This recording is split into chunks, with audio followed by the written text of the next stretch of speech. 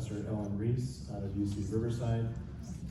Professor Reese is affiliated with a document that is attached to the report tonight called The State of Work, Transportation, Distribution, and Logistics in the Inland Empire. This is a report that was published in February of 2024, so it's contemporary and it deals with our region, specifically warehouses.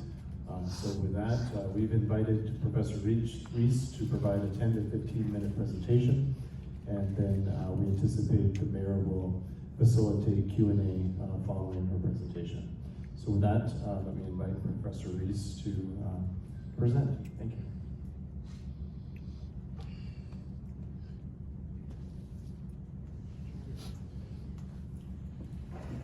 Dr. Reese here live at the City Council.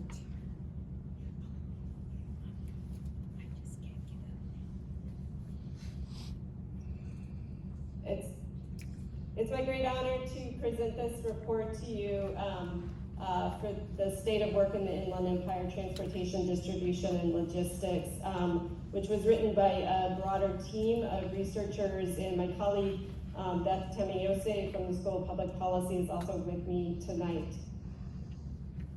And in this report, we look at the transportation, distribution, and logistics sector, which has been growing rapidly, as you are well aware. The transportation and warehousing industry was the second largest employing industry, providing 13% of all jobs in the IE in the 2021-2022 period. Job growth over the next decade is expected in heavy tractor trailer truck drivers and laborers in freight stock and material movers within warehouses. And we look particularly at the 5 most common occupations within warehouses, blue-collar occupations, including packers and packagers, and those that load and unload trucks in the warehouses, those involved in shipping and receiving and so forth, as well as truck drivers. And then also looked at this situation for their supervisors as well as for their managers. And as this graph shows, you can see the bulk of the occupations are really among the blue-collar workforce. We find that Black and Latino workers are overrepresented in blue-collar jobs and are the least represented among supervisors and managers in these industries. Immigrant workers are also overrepresented as hand packers and packagers, which are the least well-paid, as well as truck drivers and sales workers. Meanwhile, equipment operation jobs are especially male-dominated. We also found that except for managers, workers in the occupations that we studied don't make a living wage based on a family of 4.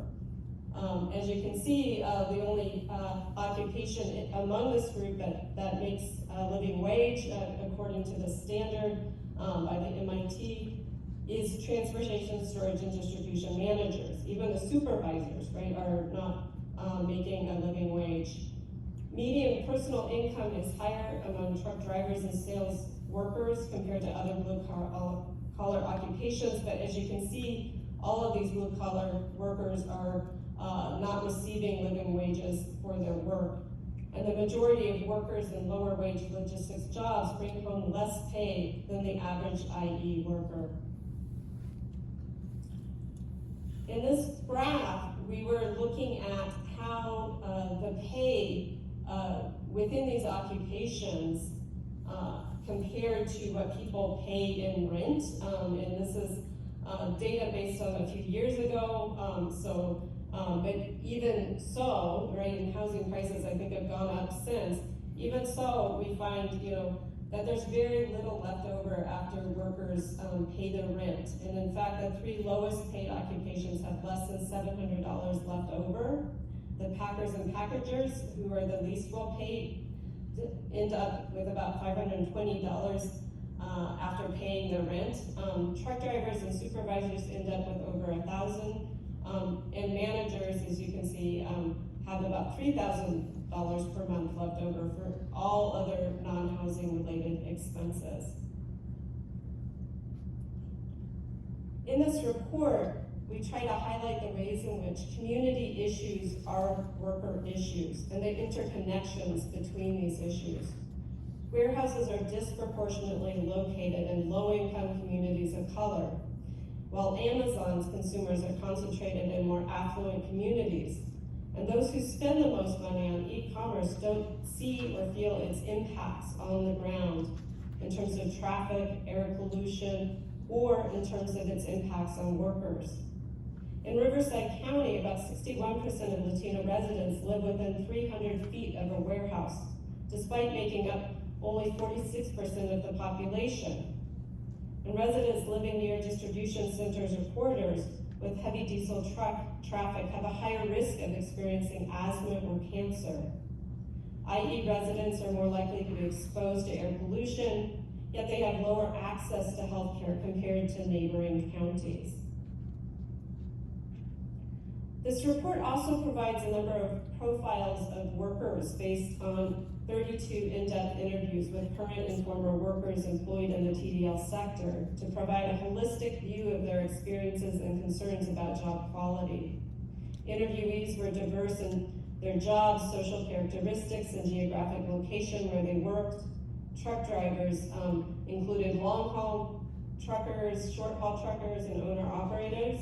Warehouse workers included managers as well as temporary and seasonal workers. And interviews were conducted in both English and Spanish. These workers expressed a number of concerns related to job security, their working conditions, and the quality of their jobs. Many of them emphasized how job uncertainty due to being hired during peak seasons affected them. Many of them were just getting partial benefits because of being a seasonal worker. And employees feel that they have to work harder to prove that they would be a good worker to be a regular worker. Truck drivers, meanwhile, are often misclassified as independent contractors, so facing precarity in a different way. And this results in lower compensation, lack of access to labor rights, and increased financial responsibilities to cover their vehicle maintenance, insurance, and operation costs. Many of these workers across the board expressed all sorts of concerns about the quality of their job, including the lack of work-life balance due to the very long work shifts that many of them were required to work for their jobs. Many warehouse workers were working 10, 12-hour work shifts, especially during peak season. Truck drivers also were on the road for many weeks and hours. They also described the toll that the work took on their physical as well as their mental health. Many of them found it very, very stressful, especially warehouse workers who are often under continuous electronic surveillance and expected to meet work quotas that are very unreasonable. Workers also talked about increased debt due to exploitative lease-to-own contracts. This was a concern among truckers. And drivers are only paid for the time or miles that they drive, which creates incentives for workers to do more. Workers also expressed a strong desire for more opportunities for advancement. Johnny, a warehouse worker, talked about the lack of options and opportunities in the field. As he put it, trying to find a job is hard. No one was giving me a shot, let alone hiring me, so I just took the route that my mom did. I really wasn't trying to stay in that role, but I had no choice. Christina, who worked as a distribution center worker, talked about how supervisors need to be aware of workers' wish to advance within their jobs. She talked about how she had just had a review, and as she said, that's what I told my supervisors, that I was looking into going into cross-training into other departments just to get experience on everything. So many workers are seeking opportunities for upward mobility. Workers also expressed, especially those who had union representation, the importance of a union job. Many of them want to join supportive work environments and workplaces that provide them with opportunities for growth. and many desire union contracts to ensure a worker voice. Alfonso, a Teamster member, transitioned to a union job, and through that, he received health benefits, paid vacation time, and a pathway to career advancement. But as you can see from this graph, the vast majority of workers in TDL occupations are not covered by unions.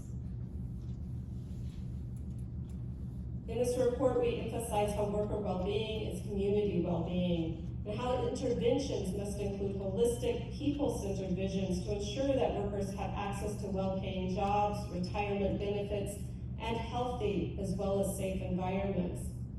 And we talked about a number of different interventions, from community benefit agreements that prioritize community needs through legally binding contracts that are negotiated between developers, community organizations, and labor organizations. We also talk about the importance of high-road training partnerships in order to foster collaborations between employers, workers, and labor representatives that are driven by industry needs but guided by the expertise of workers. Publicly funding provisions, federal, state, and regional funding requirements can encourage logistics operators and infrastructure contractors to plan projects in accordance with community needs. And I think tonight we're sort of exploring that especially. But there's also the option of diversification as well, right? Thinking about how to diversify the regional economy to create new opportunities in higher paying industries. So thank you very much for giving me this opportunity to share some of the highlights from this report. And I hope if you're interested that you'll read and share the report. You can find it here through this QR code or the website. Thank you very much again. Dr. Reese,